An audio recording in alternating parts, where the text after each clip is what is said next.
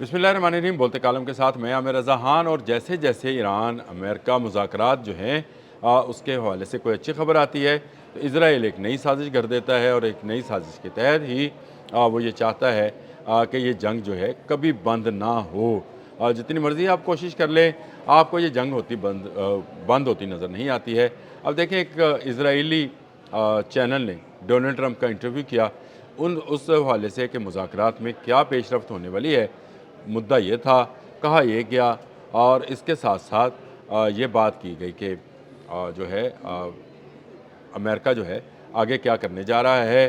होना तो ये चाहिए था कि जहाँ ये बातें हो रही थी कि बहुत करीब पहुँच गए, डोनाल्ड ट्रंप ये कह रहे थे, उन्होंने कहा मुज़ाकरात के बहुत करीब हैं, जंग से दूर हो रहे हैं, और नज़र आता है कि वो इस आबने हमत से क्विट कर जाएंगे। उस पर उनको एक सवाल किया जाता है। ये कोई चैनल 12 है कोई उनका, 2 नंबर होना चाहिए, 12 है। अच्छा जी, ये चैनल जो है ये उनसे सवाल करता है कि इज़राइल को आपके माहदे से नुकसान होगा, जिस पर ट्रंप जो है वो सीखपा होते हैं और उसके बाद कहते हैं कि नहीं, मैं कोई बैड डील करने वाला नहीं हूँ, मैं ट्रंप हूँ। मेरे से पहले आने वाले लोग जो हैं वो बैड डील करते रहे हैं, हम बैड डील नहीं करेंगे, हम मिसाइल नहीं छोड़ेंगे इनके, हम एटमी न्यूक्लियर इनकी पावर नहीं छोड़ेंगे, और बला बला बला बहुत सारी चीज़ें। और फिर ट्रुथ सोशल पे जाकर एक नक्शा जारी करता है जिसमें वो United state of Arab Emirates का लोगो लगाता है और पूरे ईरान पर अमरीकी झंडा छाप देता है। ये है ट्रंप का वो करैक्टर जो मैं यू टर्न के हवाले से हमेशा आपसे बात करता रहता हूँ कि वो हर आने वाले दिन में एक नया यू टर्न जो है लेता है। कल तक हम जो खुशखबरियाँ सुन रहे थे, मार्क रूबियो ने भी कहा कि सालसी हो रही है और मुज़ाकरात के बहुत करीब हैं, उम्मीद है कि ये सब कुछ ठीक ठाक चलेगा। मसूद पज़ेश्कियान का बयान आ गया, जो कि ट्रंप ने तो सोशल पे ख़ुद पोस्ट भी किया, जिसमें उसने कहा कि कोई काम जो है पासदारान इनकलाब या सुप्रीम कमांडर मुश्तबा खामनेई से पूछे बगैर नहीं किया जाएगा। सुलह की तरफ कदम बढ़ाए जा रहे हैं। फिर आपको न्यूयॉर्क टाइम्स समेत बहुत सारे मीडिया हाउसेस से, अल अरेबिया से भी इवन ऐसी खबरें आना शुरू हो गई कि मुज़ाकरात के बहुत करीब पहुंच गए हैं। कुछ शिकें भी आ गई कि 60 दिन के लिए जंग बंदी होगी, इस दौरान आपने हमस खुली रहेगी और तजारत इसमें चलती रहेगी। लेकिन फिर ईरानी पासदारान की तरफ से आ गया कि ये तो भाई गलत है कि हम आपने हमस को 28 फरवरी से पहले वाली पोजीशन पर लेकर आएंगे। हमारे ज़ेर इंतज़ाम ही आपने हमस खुली रहेगी, यानी हम जिसे कहेंगे वो चला जाएगा, हम जिसे कहेंगे रोक लेगा। फिर अमेरिकन सदर का आ गया कि ब्लॉकेड है। आप मुझे बताएं, ये इतनी खबरें हैं, मैं सिर्फ एक दिन के वक्फे से आया हूँ, मैं अगर इसी को सिर्फ बोलना शुरू करूँ, इनकी जो लाइंस हैं बोलना शुरू करूँ तो मुझे घंटों लगेंगे कि किस तेज़ी के साथ डेवलपमेंट्स जो थी हो रही हैं और हो रही थी। लेकिन सारे मामला जो हैं ये जंग की तरफ जाते नज़र आते हैं।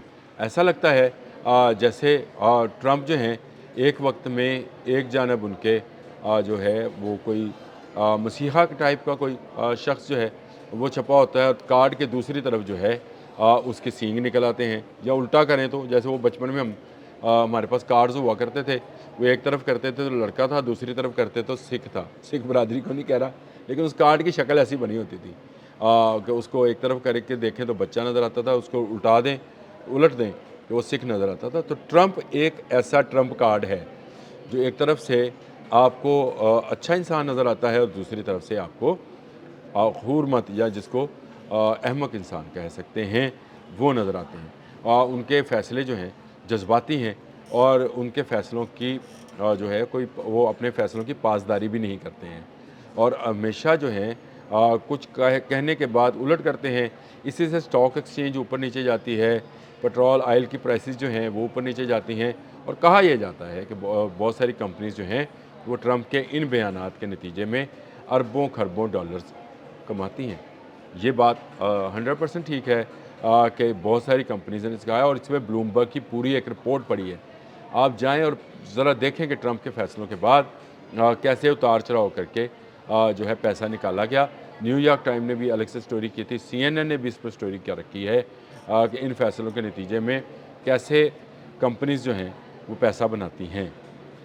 सिर्फ बयानबाजी है और कुछ नहीं है। इस बयानबाजी का नतीजा ये है कि आज जो है कोई इत्मीनान नहीं कर रहा ट्रंप पर, और ट्रंप जो है उसने इजरायली मीडिया को इंटरव्यू देते हुए इस बात का वाशगाफ अल्फाज में कह दिया کہ جو مذاکرات ہیں وہ اسی صورت میں ہو سکیں گے جو کہ اسرائیل کے لیے نقصان دہ، یعنی جو اسرائیل کا مطالبہ ہے کہ ایران کو نیوکلیئر پاور نہیں ہونا چاہیے، اور نیوکلیئر پاور اتنا بھی نہیں ہونا چاہیے، یہ بھی بات ذہن میں رکھیں کہ اس سے وہ بجلی بنا سکے، یعنی یورینیم کو جو 3-4-5% افزودہ کر کے بجلی بنائی جاتی ہے اس قابل بھی نہیں چھوڑنا، تمام کے تمام ریئیکٹرز جو ہیں ان کو اپنی نگرانی میں زمین بوس کر دیا جائے۔ اس پر ایران کبھی نہیں آئے گا۔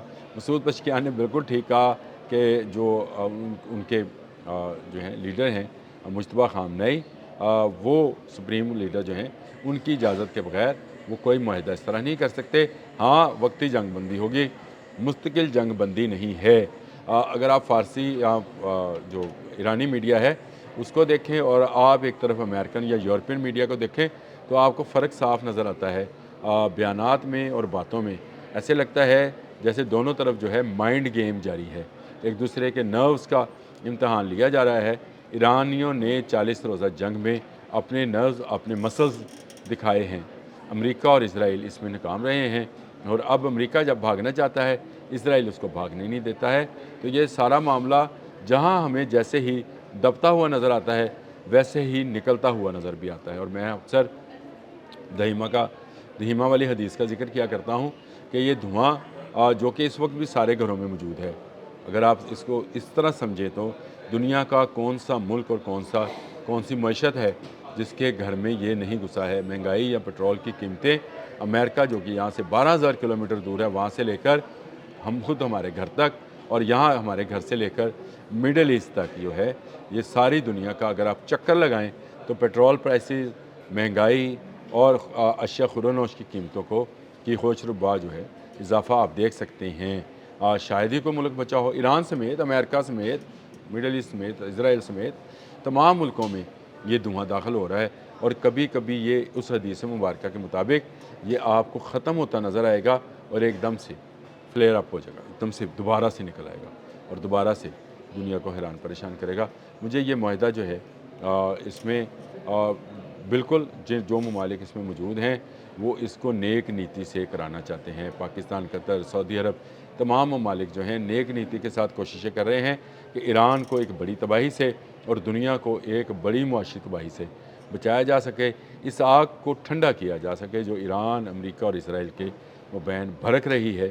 اس آگ کے ٹھنڈا ہونے سے ہی پوری دنیا کی معیشت دوبارہ سے چلنا شروع ہوگی، آبِ ہرمز کھلے گی تو دنیا میں پیٹرول پرائسز نیچے آئیں گی، اشیاء خوردونوش اور ادویات کی قیمتیں نیچے آئیں گی، اور دنیا دوبارہ سے امن کی طرف چلی جائے گی۔ لیکن جیسے ہی کوئی ایسا کام ہونے لگتا ہے، اسرائیل ایک نیا حملہ جو ہے لیبنان پر کرتا ہے، اور ایران کی شرائط میں یہ شرط شامل ہے کہ لیبنان میں بھی امن ہوگا، جو کہ اسرائیل ہونے نہیں دے گا، کیونکہ وہ تو جنگ چاہتا ہے، وہ چاہتا ہے کہ امریکہ اس جنگ میں پھنسا رہے اور اس آگ کا جو دھواں ہے وہ دنیا کے تمام ملکوں میں جائے۔ اسی میں یہودیوں کو فائدہ نظر آتا ہے۔ انتہائی مکار اور دھوکے باز قسم کی یہ قوم ہے۔ اس قوم کو اگر آپ اس کی نفسیات کو جاننا چاہتے ہیں تو قرآن پاک کو پڑھیں، آپ کو سمجھ آ جائے گی کہ یہ کس قدر خبیث لوگ ہیں جو کہ اب بھی اپنی شرارتوں سے، اپنی خباثتوں سے پوری دنیا کو تباہی کے دہانے پر لے جانا چاہتے ہیں۔ ایران ان کا مسئلہ نہیں ہے، یہ پوری دنیا کو جو ہے جینٹائلز یا ان ہیومن سمجھتے ہیں، یہ سمجھتے ہیں کہ صرف یہ انسان ہیں، باقی جو ہیں ان کے مددگار یا ان کے لیے ان کے استعمال کے لیے بنائے ڈور ڈنگر جانور ہیں جن کو جیسے چاہے ذبح کیا جائے۔ یہ ایک الگ میتھولوجی ہے ان کی، اسرائیلیوں کی۔ اس پر بھی غور کیجیے گا، اور اس پر بھی غور کیجیے گا کہ یہ دہیمہ والی حدیث جو ہے اس کے مطابق یہ دھواں بند ہوتا نظر آئے گا تو دوبارہ پھیل جائے گا۔ اللہ پاک ہمیں امن دکھائیں، امن سے ہم رہیں، اور امن کے لیے پاکستان کی کوششیں جو ہیں وہ سرخرو ہوں، امن کا صحرا پاکستان کے سر سجے، یہ میری بھی دعا ہے، آپ بھی دعا کریں۔ اب تک کے لیے اتنا ہی، اللہ حافظ۔